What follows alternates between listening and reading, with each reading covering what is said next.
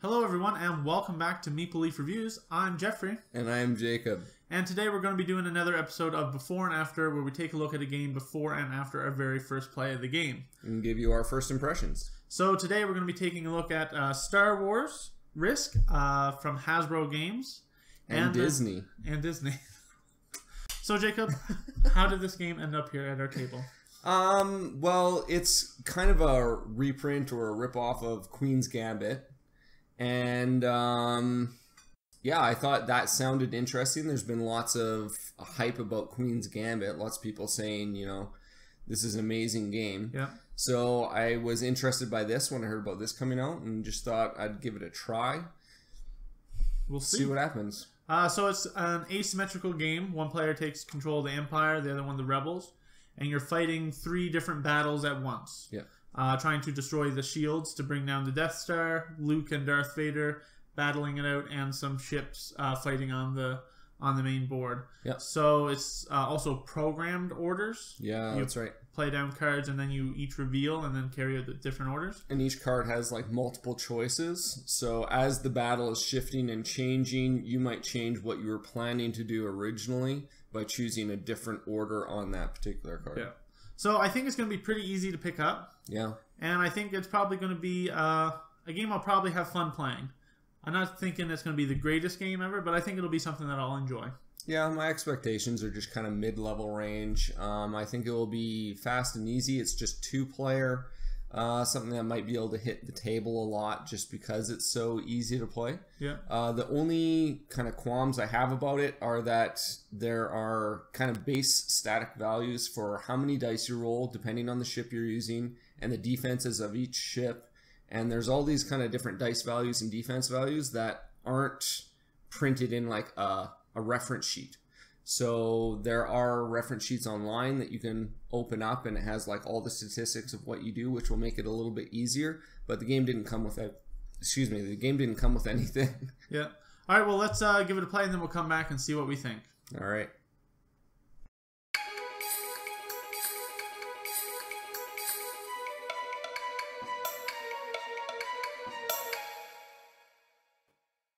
Alright everyone, we just finished playing our first game of Star Wars Risk.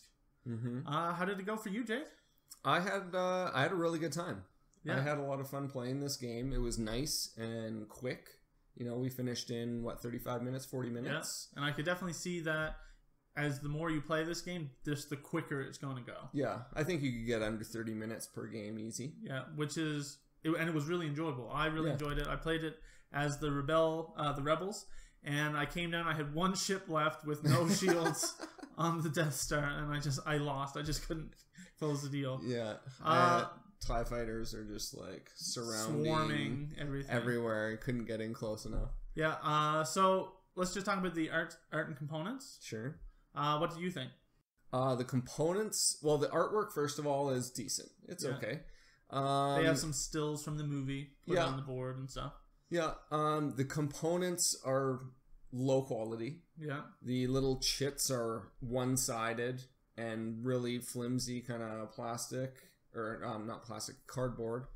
It was just like the ships were okay, the miniature ships, those were half decent. However, the Millennium Falcon and the Executor were both just cardboard tokens because this is the basic version of the black. I think that you're getting... Like, for the price point for this game, you're getting pretty good. I think it's actually a pretty expensive game. I got it half price for $22. Okay. So it'd be $45. Yeah. Yeah. And I think for $45, I think the quality is low. Yeah. What about the rules? The rules were half decent, pretty simple. For the most part, there were a couple omissions where it wasn't exactly specified or a certain specific word was missing, which made you think one thing when it was actually another. Yeah. So you have to actually go online and see what the rules are for those. Yeah, there were a couple rules clarifications that we found a thread for on Board Game Geek. Yeah, and it cleared everything up. Yeah, but once you have those down, then it's pretty straightforward game. Yeah, and the only other thing was the defenses of each ship are different, and there was a bit of confusion in whether it was a defense or an offense roll. Or an offense roll. Yeah, it wasn't 100% clear, or it'd be easy. I should say it would be easy to misinterpret that. Yeah. Theme. I felt like the theme was there. Yep. In spades. As the rebels, you have all your ships out and you can never get any more. Yeah. You have lack of resources, but the Empire just could keep pumping out more and more TIE fighters to send at you. So I felt really thematic there. Yeah, it felt thematic for sure. And, you know, even the battle between Luke and Darth Vader, and then you're raiding the base to bring down the shields. It was very thematic. Yeah, and then for gameplay and mechanics, I really liked the program movement or program actions. I never felt like I couldn't do what I wanted, but there were sometimes I was just a little bit limited into not being able to do it 3 times in a row. Yeah. So it wasn't like overly cumbersome, but it just put a little bit of, I don't quite have enough to do what I need to do. Right. I found it really interesting in that as the game progresses, your options get fewer and fewer. Yeah. Like, you were able to take out Darth Vader fairly quickly, and then all of a sudden, boom, you know, 1/3 of my cards are inactive and I can't use those abilities anymore. So now I'm just like, oh, I have to use this for this action. Do I want to do that? And I like that I kind of ignored the TIE fighters at the beginning and I just rushed Darth Vader. Yeah. And then I rushed the shields. And that was to my own detriment. So I think you need to focus on all 3, which I think is good design. Yeah, you need to really diversify in your tactics there, and maybe throw some feints in there, like I make your opponent think that you're going to go for this when you're actually not. Yeah. Like when he rushed Darth Vader, I was like, okay, I know he has redemption in his hand right now because he's focusing on that so hard, that I'm just going to ignore that completely and just let him win that battle, and I'm going to focus on destroying all his ships on the board so he can't take out the Death Star.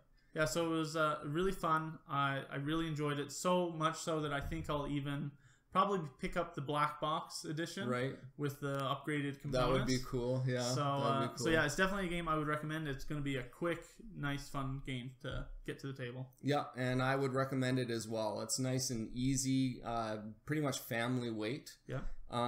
Which kind of brings us to our discussion topic here, which is with the risk label on here. And do you feel that this is a, how would you call it?